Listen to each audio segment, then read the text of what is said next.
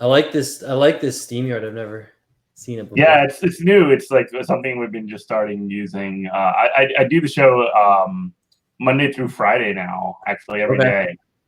So I do it at 8 in the morning in Central Time, and we just sort of like, we get like 10 max viewers, but it's just something to kind of keep things rolling along. And I'm not doing anything else that time of day. I'm following you now. Well, as soon as Hell yeah. Hell yeah.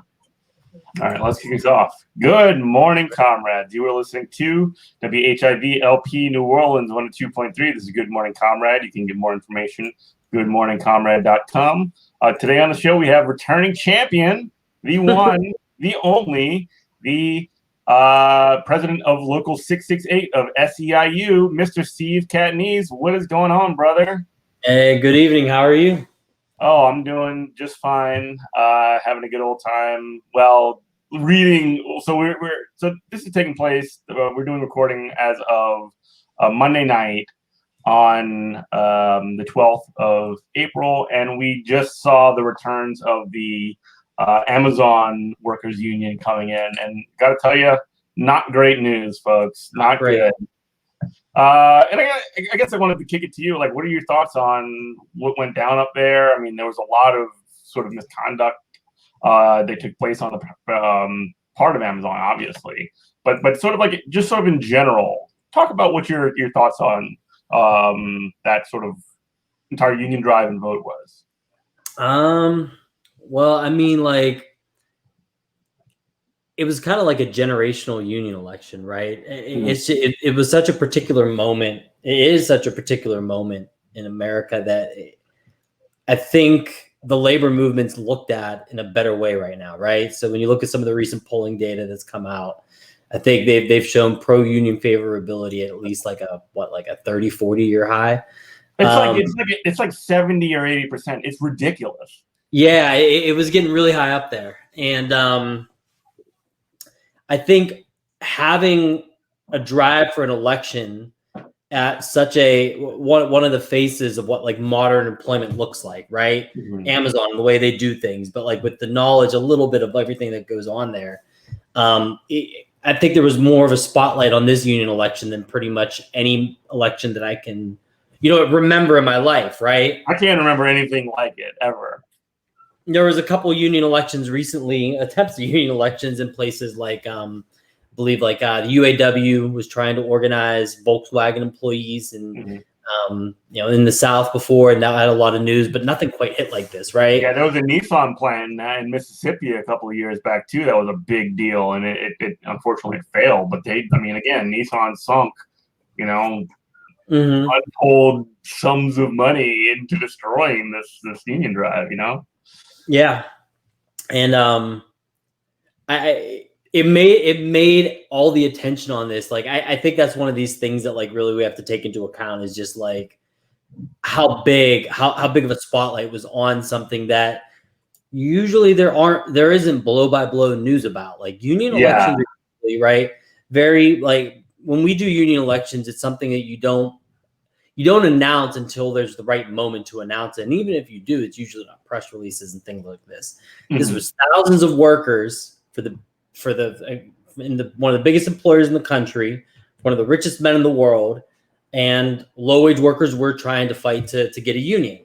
The result being is, as we all know, right, Amazon defeated about 2-1, unfortunately. The RWDSU with the preliminary count, like by almost a 2-1 margin. It was a really bad result, obviously. But I think because we talk a little bit when we're not on here. I think like if you talk to a lot of people in the labor movement, like there was a little bit of a suspicion this wasn't going to be a win.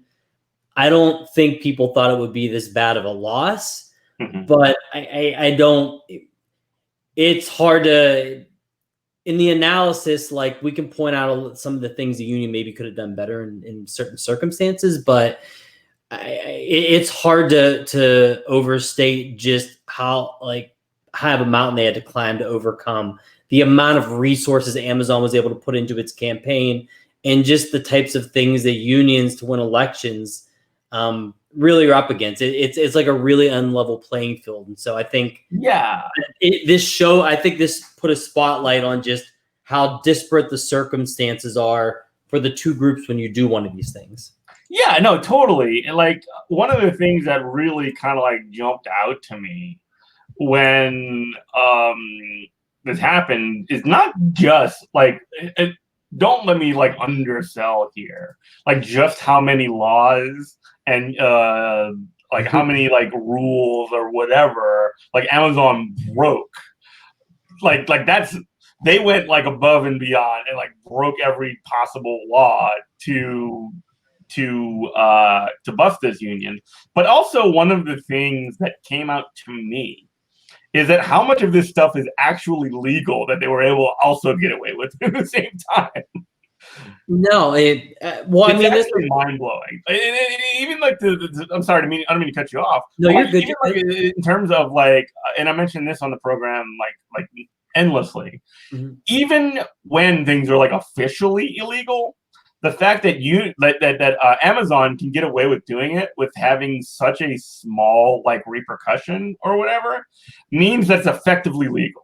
It's just got a cost associated with it. Well, no, but I mean, I think that's I think you're right on point. Like part of the piece of this that's so disgusting is like, again, this is one of those things where for the public, people actually got to see a peek of what happens day to day in terms of the labor movement, right? Mm-hmm. America's labor laws are so just generally inadequate that like Amazon in this election could repeatedly break the law, do myriad things, thumb their noses at decisions that the government made. The government through the National Labor Relations Board, right, as its enforcing agency. The way this labor law works is you have a board, National Labor Relations Board. When a union files for an election, when they have a certain number of people that show interest in having an election, they file with the board. The board's like the referee, but it's also the government. It's government oversight. It's like any government agency, right? Like think about the IRS. Think about all the CIA, the FBI, all these arms of the government that have all this say and all this power, right? So you go to this election and you have this like person that's meant to be like the arbiter, the person who says the rules. You do this, you don't do that. Mm-hmm. Amazon, just like most companies, repeatedly were able to break the rules. The most obvious example was when they made a proposal for how this election was supposed to be done. And the board basically said you shouldn't have a drop box on your property. You shouldn't have. They offered to put a drop box for these envelopes, and there were issues with employer intimidation with it. So the board said you can't use your drop box here. So, and we're talking about like a U.S. Postal Service mailbox. They were able to compel the U.S. Postal Service, a federal agency, to put a mailbox right outside of the like premises of Amazon. Like that's what you're talking about here. And like when they did that, they were trying to get around the ruling a little bit because the ruling said, well, none of your property should be the box. Well, they got a U.S. post box showed up, and suddenly and it had Amazon tents and stuff and all over it. Right. And so now the board, there's going to be complaints. The union is going to be filing complaints about this. They already announced. Mm-hmm. But like, here's the worst that can happen to Amazon. If say the board says, yes, you violated our ruling. The government told you not to do this. Here's your penalty. They will tell them, redo the election maybe. Or they will say, put up a letter, put up a notice, right, that says, we did the wrong thing. We won't do it again. I'm crying here. Very sorry. Say like a worker, like I'll give you a real example. In Pennsylvania, in Pittsburgh, there's a massive hospital chain called UPMC. Mm-hmm. In many states, like Walmart's the top employer. In Pennsylvania, UPMC is the biggest employer in the state. They've been fighting a union drive from SEIU in the Pittsburgh area. A gentleman was fired from his job, and I believe it was 2013. The union filed a complaint to the labor board that said, hey, you know what? We think they did this to this guy because he tried to organize with the union. The board said, you know what, that was correct. Give him his job back. Can't get damages because labor law doesn't let you get damages, but you can get back pay. The money you should have been paid while you were fired, you get that back. They've been appealing it for 6 years at the courts. This guy's been out of work and found a new job a long time ago. The last I heard, as of like a year ago, 2 years ago, he still wasn't back because the hospital chain, the nonprofit hospital chain was still appealing it, right? Yeah. So like, if you're like someone like them, you fire people because what's the worst is the cost you? 50 grand? There's no downside. When you're Amazon, and it's going to scare everybody. Break the rules because what's the worst case scenario? You run the election again? You send a notice that says, I'm sorry? I don't pay my taxes. My paychecks get garnished, right? You put a lien on my house. You take my belongings from me. CIA and the FBI are going to do far worse, right? Mm-hmm. Labor board will come in and say, tell them you're sorry. So for a company like Amazon, right? They pay the equivalent of like a parking ticket, right? You pay the equivalent of like a parking ticket to like that's the only way that I can think of these things, how they apply to these giant corporations. Like, right? They're basically like a parking ticket is not like a deterrent to get you to park in a certain area. It's just the cost of doing business in a certain place to go to a certain part, and it's a part of town, right? You essentially pay your $2 or your $5 or your $6 for 2 hours of parking, mm-hmm. and you're essentially doing that so that you can do something else. That's how I view, at least, and maybe you could disagree with me, maybe you want to agree with me, I don't know, but like that's what it looks like to me when Amazon is like hit with these like fines or whatever for union busting, and the level of union busting that they did, by the way, is.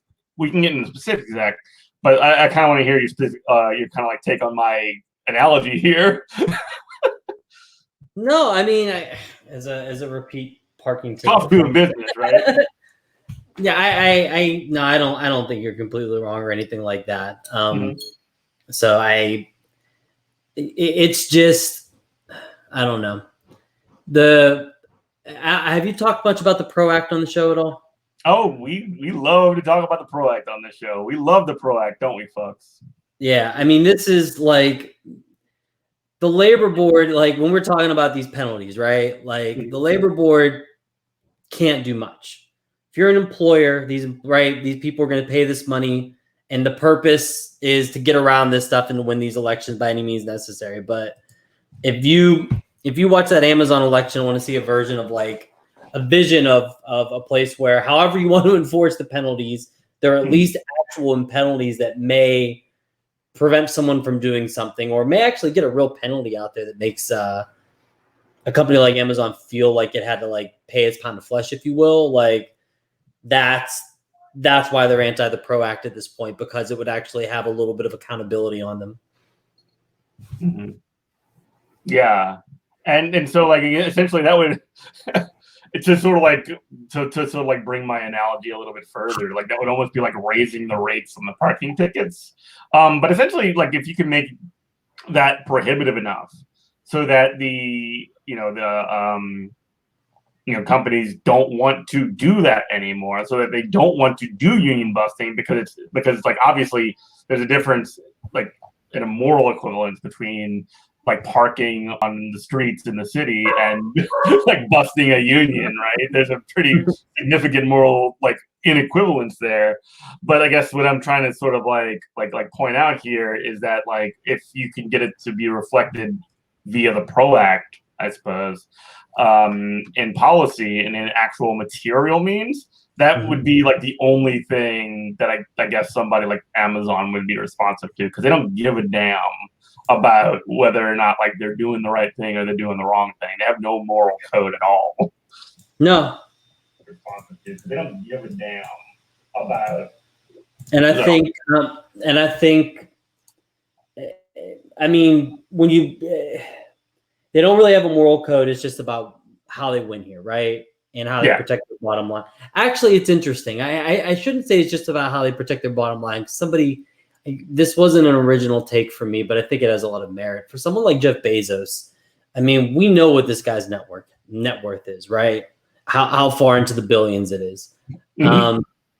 And he could afford it. If a union showed up at that Bessemer plant, Amazon could afford it. They could afford it. They could afford having to bargain with the union over what the employees should be paid there and what the nature of their work is and how it should be, right? They could afford it. Indeed, they're choosing to spend like tens of thousands and hundreds of thousands and millions of dollars to prevent that from happening. Right? Yep. I mean, like what? They were the rate, at least one of the leaked rates that came out was they were paying some of these anti-union consultants you bring in, I think $3,200 a day it was. And I saw 10,000 a day. I thought maybe I'm crazy.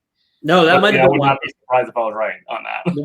The one headhunter thing I saw was it might have been similar because there were 3 people coming in.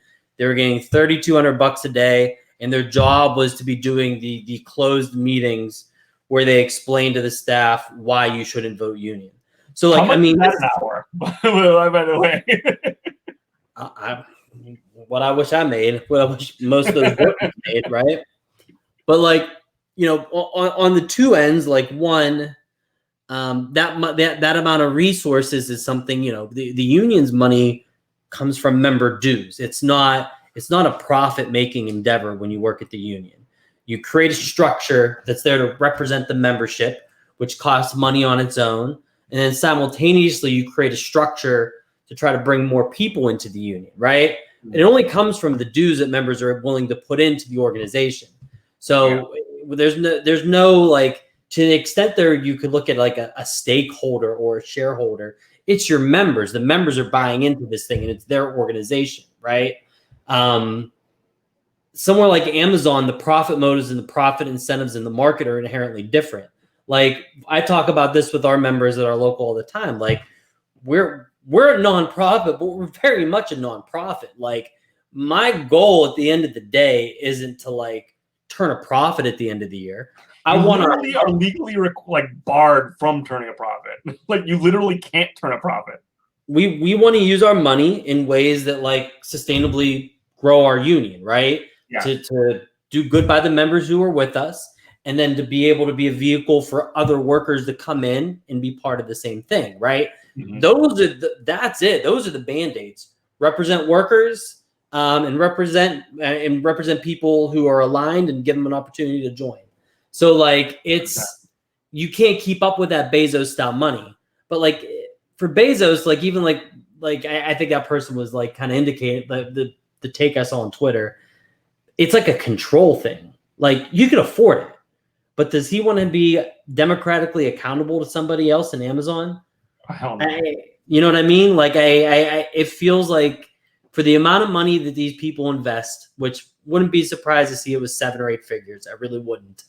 In terms of that campaign, I wouldn't be surprised it just feels like it's more of a control thing. Could he afford it? Yes. But could he afford it in his dark heart? I don't think so. I don't think so. Well, okay, let me pause for station ID and we can sort of like touch on that a little bit more. I think it's a really interesting sort of line of questioning and line of sort of progression. So you're listening to WHIV LP New Orleans 102.3. This is Good Morning Comrade. We are talking with Steve Catanese on the subject of the Amazon union that just took place. RWDSU unfortunately was unsuccessful in their drive, and the workers obviously at Amazon as well, were unsuccessful in their drive to get a union. They lost about a 2-to-1 click. And we were just talking about how the amount of resources that Amazon is and people like Jeff Bezos are willing to develop is sort of like it's almost like out of sync even with the like material question of like, is this even like a good investment by like saying that they're probably spending 10 times more money than they would actually save by you know giving away this but essentially like to kill this union as opposed to allowing this union to have it. So it's an ideological question more than it is at least a short term sort of like numbers question, right? Or am I wrong on that? Wait, one more. Give me. I'll ask you for part of the question. I'm sorry. No. It's almost like in the short term, which is like how a lot of like we think about like how capitalism works and how like bosses think. Like they think about the next quarter or whatever, and they're spending way more in this quarter to bust this union for the almost like long-term goal of like not having to deal with the rising costs of having to pay workers more or having to provide for their benefits or et cetera, et cetera, et cetera. The loss of control that they would have if they were to allow any concessions at all. Yeah. No, and I think it's funny because I was thinking of an answer. That's why I lost my train of thought for a second. It's okay. No, it's interesting because like a lot of the places we represent, I mean, there are places where we don't have incredibly adversarial relationships. Like you go to the table and you understand that you have specific interests that you're representing, right? Like my job is to represent the workers, right? We make these sustainable structures so the workers represent themselves. We're a vehicle to help them do it. The employer is representing the employer, whatever the employer's interests are. But like it's in both parties' interests, say, for the company to stay in business, right? We don't want layoffs. We don't want them to run out of money so the workers don't get laid off, right? So they can we want them to be able to stay in business.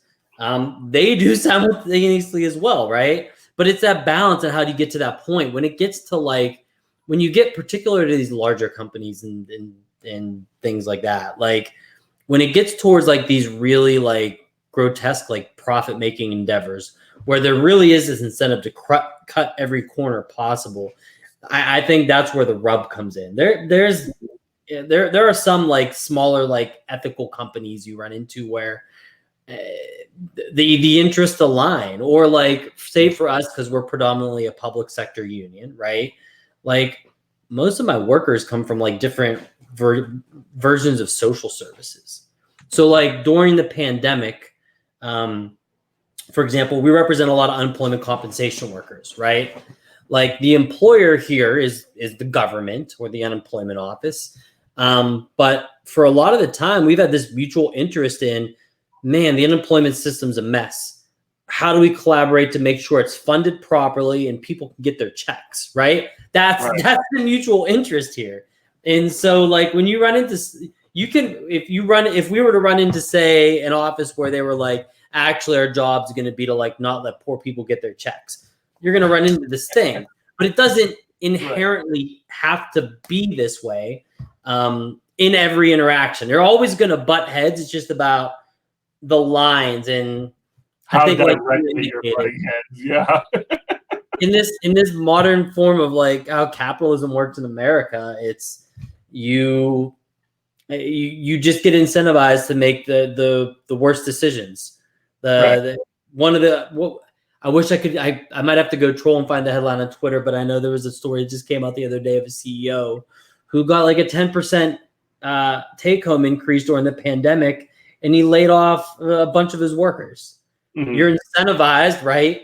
If you lay off X number of people, but you run that profit, you're going to get that bonus because it's about that profit, not about that person. So yeah, or anything else. It's about the only thing that matters is bottom line. The service that you're supposedly purportedly providing doesn't matter. The people that are doing that work doesn't matter. The only thing that matters is I almost have like this image of like Scrooge McDuck like jumping off of his diving board into his money bin.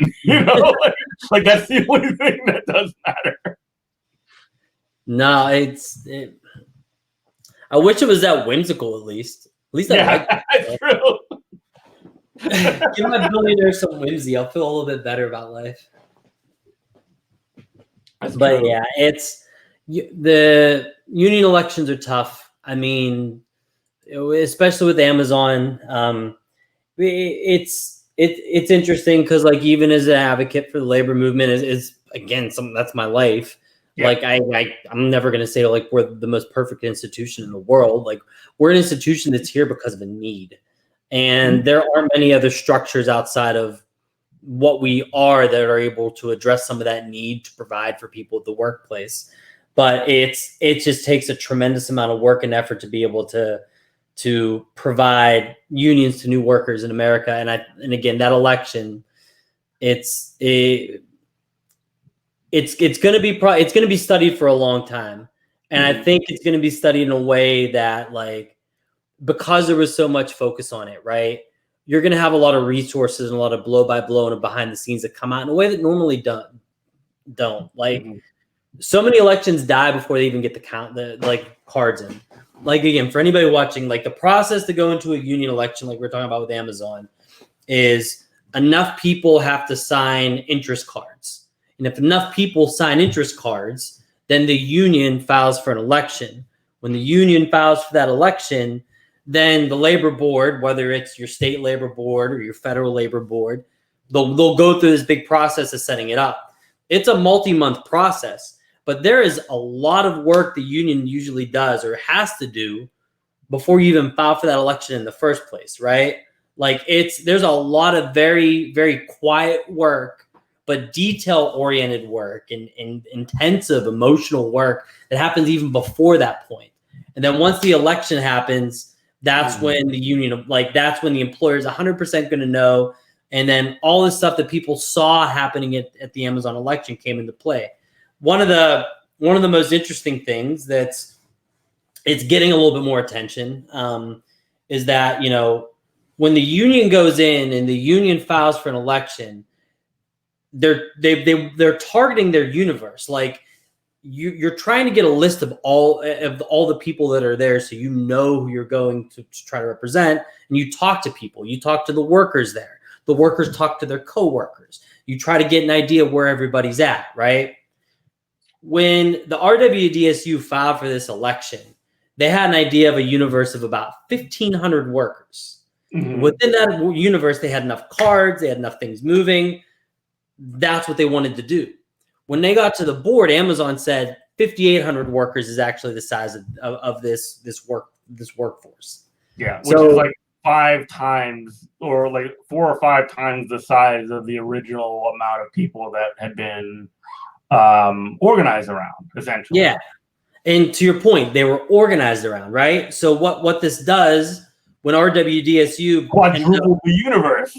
Yeah, so like all this meticulous, slow work that happens behind the scenes, right? Like these first meetings, sometimes it's like a worker comes to the union and says, "Hey, me and like a dozen of my friends, we want to form a union. Here's all of our issues." Well, do you know people? Because you're gonna have to do all these conversations, right? So maybe it's a combo for a worker during break. Maybe it's a worker and some other people go and meet you at like a coffee shop or you grab lunch and you talk about the union. You find ways to go through this. Like you said, it's meticulous organizing work that happens over time. It's networking. It's walking them through the process. It's letting them know the risks. Anytime we organize a shop, we let people know the risks, right? That takes time. And to be confident you were at a place for 1,500 workers takes a long time. When that universe became 5,800, right? All of a sudden, that work quadrupled, and then they had to get it done in like a couple months' time in the middle of a pandemic. And then as the union, you don't have the same resources as Amazon. The union just can't walk in and ask, again, Jeff Bezos, can I walk inside and have that same meeting as you're forcing those workers? We have a closed door meeting where all hands have to be on board, and we basically talk about how good a union is. You can't do that. It doesn't happen. You can't. It's not in the rules. It's ridiculous to even think about, right? I mean, it shouldn't be, but like, no, I agree with you. Yeah, I agree with you. Like, if once you get to this point, it's like either both sides can do these forcible meetings or neither side can, right? But since the employer can bar access, bar all this other stuff, once that unit got to that size, it was going to take a Herculean effort, even if like, because there's been like, Jay McAlevey wrote an autopsy on this where she pointed out a lot of valid concerns. But even if the union hit every single one of these concerns, I think the first thing she pointed out that most professional organizers who do this stuff would tell you was like the red flag was the size of the unit, how much it went up. The fact that they were still had enough interest to get the election with that size of that unit, that was a positive thing. Like that they still had enough cards to do that filing. But once it multiplied, it was going to be a Herculean fight. And it's just a shame of it that they just didn't have the opportunity to appeal to as many workers, especially with Killer Mike on the scene. I mean, when you bring Killer Mike in from Atlanta, most employers at that point should just be like waving the white flag because Killer Mike did a great job. I tell you, too much star power. Let's talk on the other side about some of the efforts that happened on the other side of Station ID. So you're listening to WHIVLP New Orleans 102.3. This is Good Morning Comrade, goodmorningcomrade.com. Yeah, and there was like, just to kind of get into the like national attention that got behind this, like upon reflection, like, you know, you had people like Bernie Sanders who held a rally out there. You had Killer Mike, who's like, you know, he's one of Bernie's guys. But you also had like people like this Big Mike fella down with RWDC, one of the most amazing sort of like most powerful speakers ever. Like you had some of the some of the most compelling sort of organizing happening around this. And even like, look, I'm not a Joe Biden fan. All my homies hate Joe Biden, but like Joe Biden came out and he gave a 98% positive, like supportive, like union, like speech, like from as the president of the United States, which is like extremely significant, right? Like to in support of this, and it's sort of like I don't know, like the fact that wasn't enough to kind of get it over the hump. I don't know, like it does seem like there is some positive things to take away from this, at least in terms of like affirmative support, and like not even to get into the question of like if there's going to be like a, you know, examination and a revote or whatever. Yeah, I think we saw what the important thing here. What was that? The amount of support is the important thing here, right? I think you saw a lot of bellwethers for levels of change. I think just folks in the labor movement just need to be particularly cognizant that it's not going to last forever. It's going to be cycles, right? Like some like just a like inevitable in these ways, right? Yeah, like national politics right now, you know, Democrats won, then Republicans. It's always cyclical. Labor is going to have its cyclical moments, but it's incredibly important for labor to seize on the moment right now because systemically things have been so oppositional to the labor movement that like it's crazy. But like, you know, when you really read like what Biden specifically said, like I was a little bit more skeptical of it than most, and I think I was probably a little wrong, but like it was. No. So don't let me like don't let's be critical here, right? So like a lot of the thing that he said is like, yeah, unions are good, and then workers have a choice. He didn't like full throat it, like he definitely like mush mouthed the thing. Yeah, like I'm not trying to say this was like a full throated support of the union by Joe Biden. But there was a positive signaling or whatever, but it was like if you can like pick up on that signal, then you're here for it. If that's what like I'm not trying to like say like Joe Biden did the best stuff in the world. It's probably like maybe my bar or my level of expectation is just so low that I just think like, wow, that's pretty good. You know, but well, no, but I think you're right. Like I think like standards have been low for the labor movement. Like I kind of poo-pooed it for the same reason you did when it came out, that it was. I did it like, literally on this show. It's like he was like, it's you know, it's you know, union elections, it should be fair, there should be no coercion, was roughly the message. But in retrospect, when you look back through history, that was one of the most pro-union sentiments that ever came from a president. So it's like, right, like you didn't. It's only like really good in that particular context. Yeah. So it's like it was important. It was a bellwether.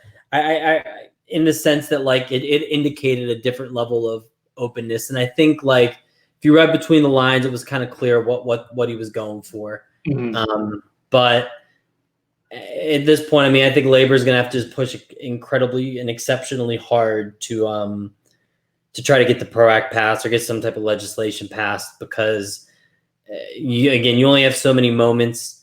If the Democrats can't figure out a way to get rid of the filibuster or some way to get around it, it's the movement gets smaller and smaller over time. I think if you look at the strategy of the anti-union groups, it's never going to be to completely blow up the union movement, but it's to effectively whittle it down and cripple it as much. Yeah, death by 1,000 cuts. Yeah, and just basically have us be hobbled and not really able to do the work we need to. So, in this short period of time where you somehow have, again, like, positive indicators from Democrats, Independents, and Republicans when polled, it's like labor needs to keep pushing on this thing, and if we don't, I think unless you start to see the conditions on the ground for how campaigns like the Bessemer election happen, you're going to continue to run into similar results like that. It's difficult. It's difficult work. It's even more difficult during the pandemic. Yeah, totally. Our friend Jacob Morrison from the Valley Labor Report writes in.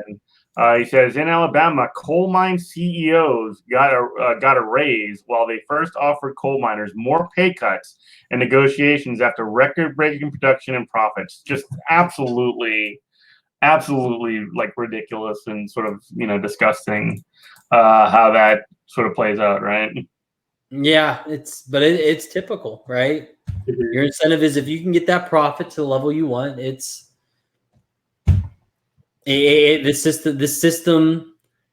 system encourage you to screw people over. I keep thinking did you ever watch that movie Aliens? Oh yeah, classic. And when at least the aliens don't screw each other over for a percentage, right? Like even in that movie, it was the person who was willing, right? The bad corporate guy. We can go back to James Cameron in the 80s. You go back further than that, it's all the same thing. It's just never changed, and I don't like I said. Yeah. And on that, I don't know if you have any context for that specific coal mine strike that was taking place out there, but that seems to be something that, coal mine workers have essentially identified that that this is happening, that they're being forced to sort of take concessions, and they're fighting back, which is always beautiful to see, right?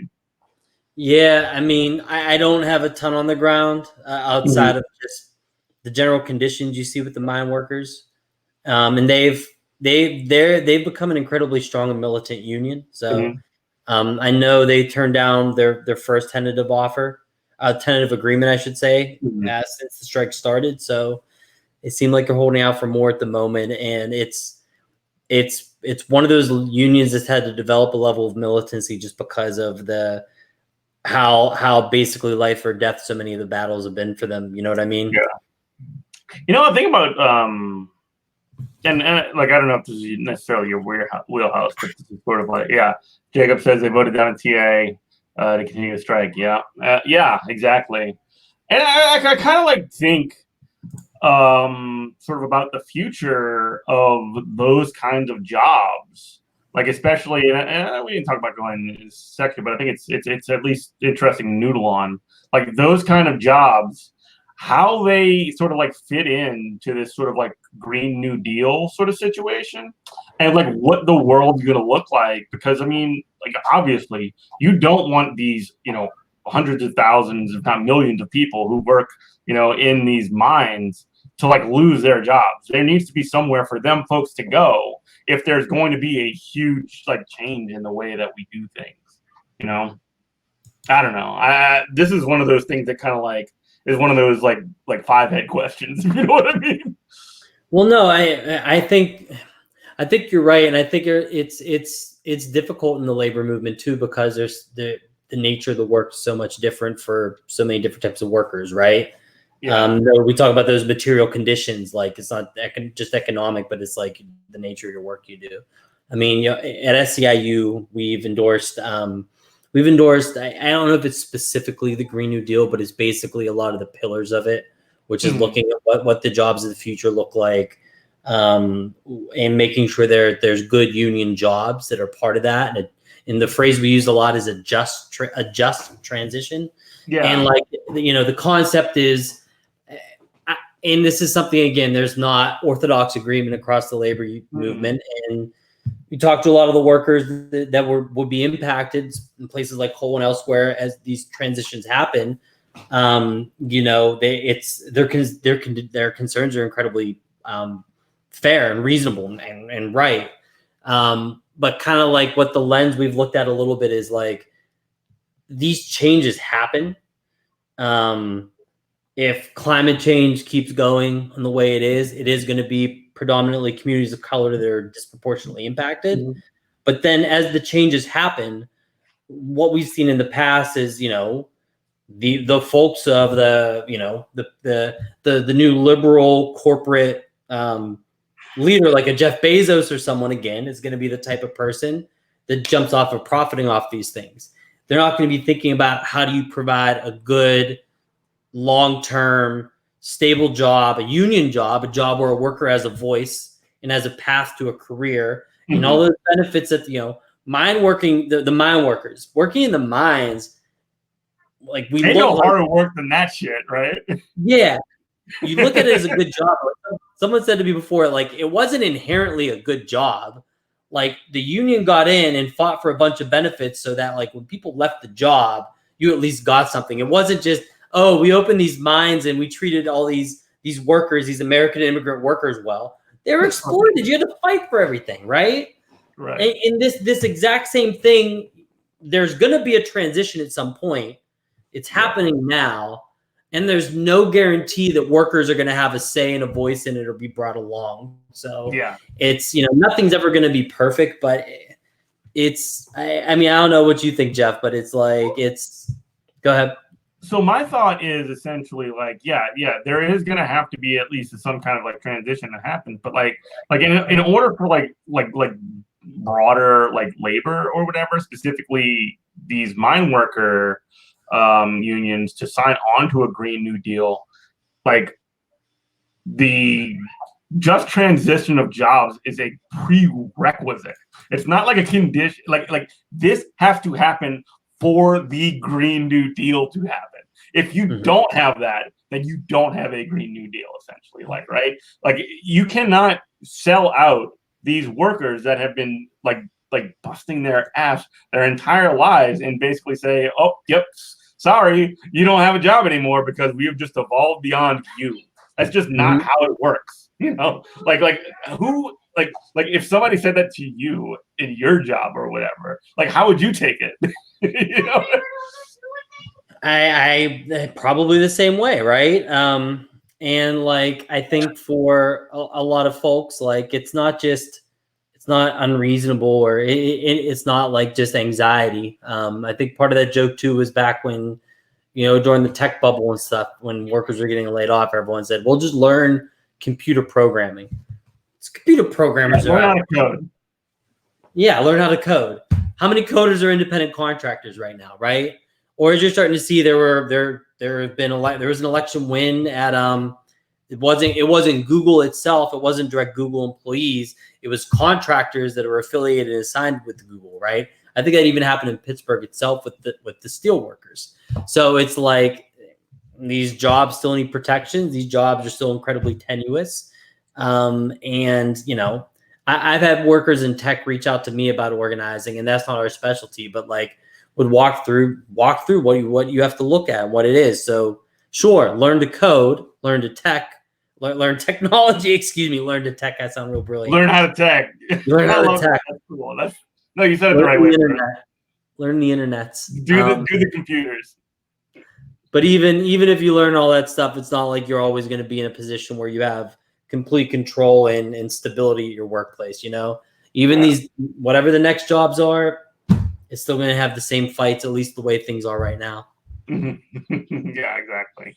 You are listening to WHIV-LP New Orleans 102.3. This is Good Morning Comrade. We have Steve Catanese on the show. He is the president of local 668 of SEIU up in Pittsburgh. And I guess sort of like, what's so funny? Nothing. It's just I'm a Pittsburgher. You're a Pittsburgh guy. So I guess in terms of like the labor scene in Pittsburgh, I mean, I'm sure I don't know how long you've been there for, but I mean, I'm sure it's changed probably over the past 10 years, 20 years, just sort of like seeing how things get affected, especially as you hate to sort of like think of like the way these things work as a result of like governmental policy, but they necessarily are, right? When you have a international like sort of like quote unquote free trade that sort of like ships jobs from the US away. I mean, Pittsburgh is the place that feels it the most. Places like in the Midwest where all these sort of like quote unquote Rust Belt towns are at just get kicked right in the nuts. Mm-hmm. Yeah, no, I mean, I'm from one of those Rust Belt towns in Western Pennsylvania. I mean, I think we were talking about it just before the show a little bit, but over 1,000 steel workers in Western Pennsylvania just recently went on strike about a week ago. That's their second strike in about, I think, four or 5 years now. Strikes are difficult for workers, costly, expensive. You're not working, you're not making money, right? You might take some strike pay home, but I'll tell you right now, strike pay is never what your wages were. You're not eligible to take home, like you can't apply for food stamps or anything like that. By law, striking workers are crossed out of that. My background was as a welfare caseworker. That's a lot of the folks my union represents in Pennsylvania, and you just can't do that. We would read that stuff and say, I wish the rules were different, right? But like that strike is very much in that Rust Belt environment, and it's a lot of workers in areas like mine where there's been general erosion of a lot of the industry and a lot of those good long-term jobs there, and you're asked to give, and you can only give so much. When you get to the point where you're willing to strike, think of how many of us live paycheck to paycheck. Yeah. Could you live a week without a paycheck or 2 weeks? When you get workers that get to this point that they say, I'm willing to go without my regular paycheck for weeks at a time, you're at a breaking point. You know what I mean? And that's what you see a lot of in that area. It's very much, you drive around and you see the impact of a lot of this long-term change. And it's just a credit to the steel workers out there that they're able to have the strength to do that, to be able to strike for a second time and try to say no in such a So you alluded to that just now. There is a sort of like steel workers strike that's sort of taking place in multiple states right now, not just Pennsylvania, but also I think it was like I want to say New York and Connecticut, Vermont. I don't know what things are like in the North. I think Ohio too. Yeah, you're right. Up there by y'all, not down here. Yeah. the Rust Belt again, right? All those Rust Belt states in the Northeast. But like, what's going on with that? Like, what's the deal? Like, you alluded to the fact, but like, what's going on with the big strike that's going on up there? Yeah, I mean, from my understanding, I don't know if there's a lot of details out at the moment, but it generally, they're looking towards bargaining over things like healthcare. The union's out on strike over an unfair labor practice. An unfair labor practice is something that is outlined in the law that either the union or the employer can't do. On certain unfair labor practices, you have the right to go on strike for it. And the union called a strike based off of this unfair labor practice that had to do with what they were bargaining over, and specifically had to do with the company withholding information. One of the expectations of labor law is supposed to be that both sides have the exact same amount of information, right? So the union and the employer can ask each other for pertinent documentation to make informed decisions.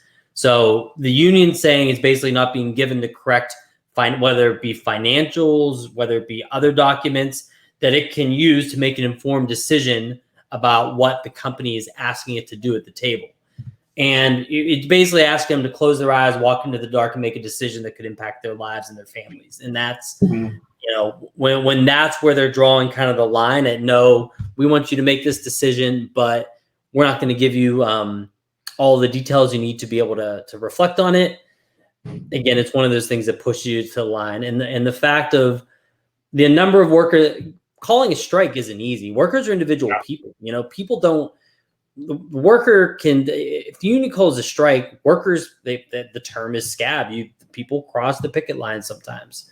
People don't show up at the strike line sometimes.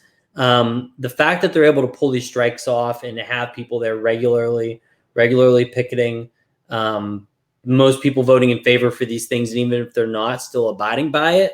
It's an incredibly strong union right now. Not everywhere is that strong, and I think it's just because they realize that if they don't kind of stick together in this moment, it's when you live in that area, you see there's been industry decline, there's been population decline. Again, my hometown is from one of the areas that's striking in Brackenridge. It's really like maybe half mile away, and you have vacant lots of businesses, commercial areas that they're empty for just years and years, right? A lot of people move out. It's hard to find jobs like this. This is a good career job if you get it. And it's the type of thing where the healthcare, the benefits, things like that, it's incredibly sustainable. And it's because of how hard this union has had to fight for years. So I think when you go there, you get this job, you kind of understand that what you're getting there is because of these fights this union has had. And if you don't stick it out, it's not going to be there for long. A company like ATI, they're the latest bidder there. And if they could cut the union in a heartbeat, they would. So right, exactly. The workers don't give them an inch because they know they'll take them out. Yeah. Yeah. And I would just direct folks to our buddy, friend of the show, Connor Lewis. He wrote an article over in these times. I can put it in the show notes. Citing unfair labor practices, 1,300 steelworkers strike in 5 states. We love Connor Lewis, don't we, folks? But anyway, just sort of to wind us down, we mentioned a couple of times in the show, and we've talked about this a lot on the program, about the PRO Act. And sort of in terms of, changing the sort of particular dynamics of how, the sort of labor orientation in the U.S. is right now. What would the PRO Act do for that in terms of making it easier to organize for workers in certain sectors? Obviously, public sector workers are not included, and that's fine. I'm cool with that. But what are the benefits to get that, and how can people support the PRO Act? So, I mean, the PRO Act's in the Senate right now. What was that? It's passed the House. It passed the House of Representatives months ago. Yeah, and it's in a place where most Democrats in the Senate have sponsored it. I don't think you're going to get any Republicans to peel over onto this one, but there's still a few holdout Democrats. Even with that case, it's probably one of those things that's going to be difficult to pass without the filibuster. But just functionally speaking, again, like what we were talking about in Amazon, the PRO Act would actually give unions the ability to, or excuse me, not unions, but the labor board, the ability to actually put penalties on these companies who actually violate some of these laws, like real substantive punishments on folks, right? That's, again, punishment maybe is not the right word there, but just something that makes it clear that you're not just going to get a slap on the wrist for the stuff that you do.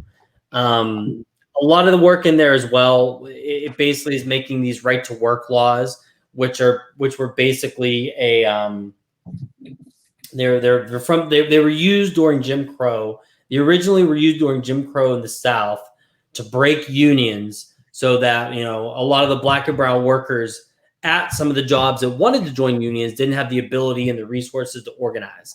This right to work laws are these Jim Crow legacy that have like stayed around and have continued to make it difficult for labor to really get a foothold in the South. It would kind of get rid of those. It would make those illegal.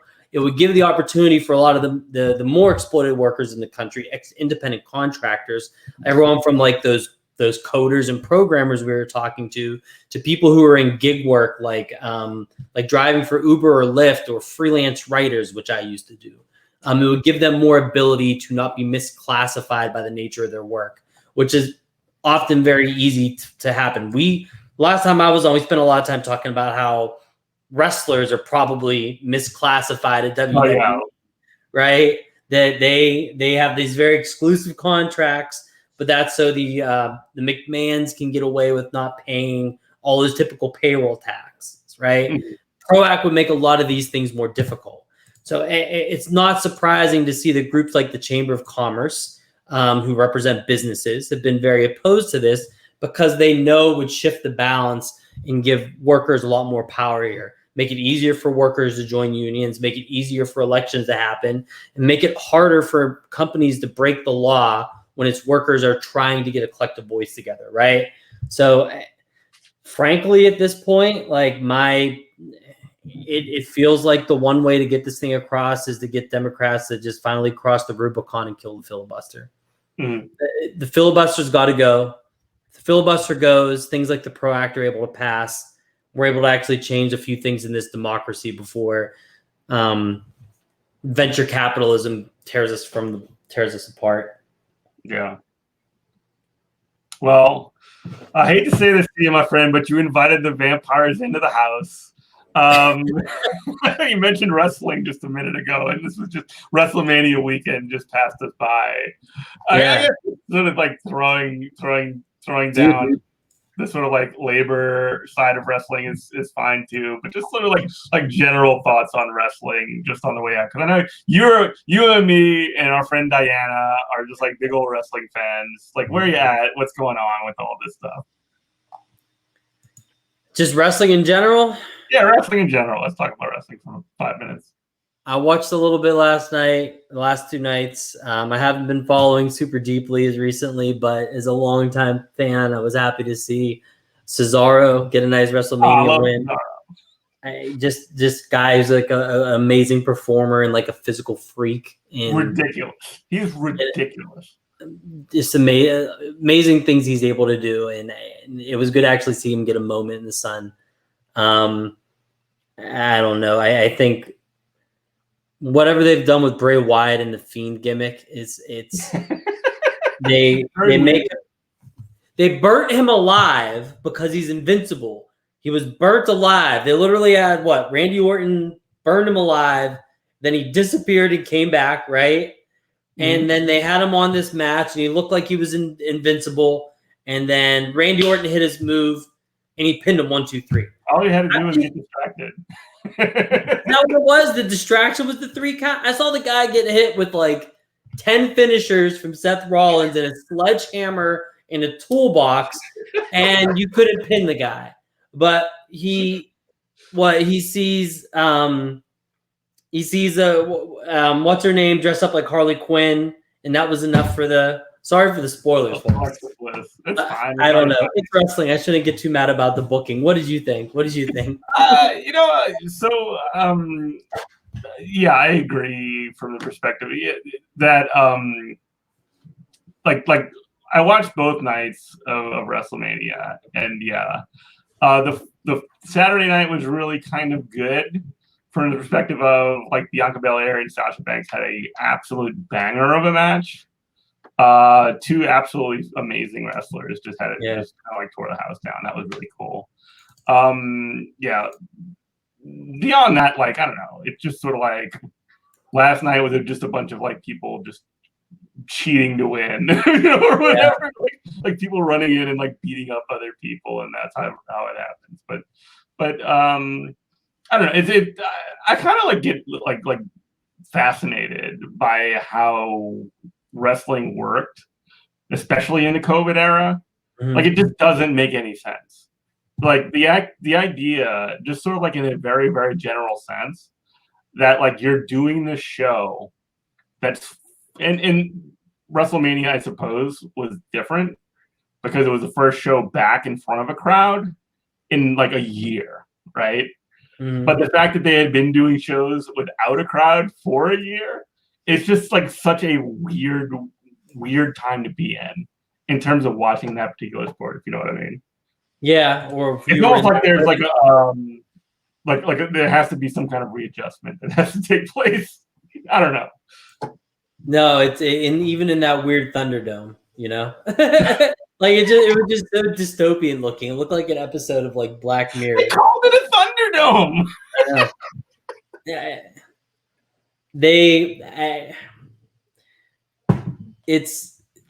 it's time for Vince to go. As soon as there's some type of change in leadership at some point, you hope that they're able to inject some new blood into this stuff. And one of the greatest, like again, like to circle back, like one of the greatest enemies of workers, like in the entertainment industry, like seriously, just somebody who just created the idea of, I mean, like we talked about this on your last appearance, the idea that wrestlers are 1099 independent contractors that are like somehow that's the case, you know. Mm-hmm. Anyway, it's the same thing. It's former Trump appointee Linda McMahon, right, phasing back into her post government life now, I guess. So it's no surprise. Yeah. Well, thank you so much, Steve, for like hanging out and for talking about a lot of this stuff. We appreciate it. We love Steve Catanese, don't we, folks, on the program. I love being on it. I don't know if y'all love me on it, but no. It's we definitely. I say that assertively. My friend. But yeah, where can we get more? Find out what you're up to. You're on Twitter at Old Noise. What else you up to? I always change my name, but yeah, I'm Old Noise on Twitter. We have a page where you were talking a lot about like Byzantine history, weren't you? Yeah, and then I had a typo in my name, so I changed my name. I know, and so I went to something that was I was thinking about a punk song. And did you ever hear that song "New Noise" by The Refused? Beautiful. I was thinking about that, then I realized we're all still listening to the same old song, so it's all the same old noise. Everything on Twitter is the same old noise. So we're all listening to Bad Bunny. Me, I'm giving into Twitter. I'm the same old noise. All right, bro. Well, thank you so much, and thanks for everybody for watching. It's been good morning. Thank you for having me on. I loved it. Yeah, man, that was awesome.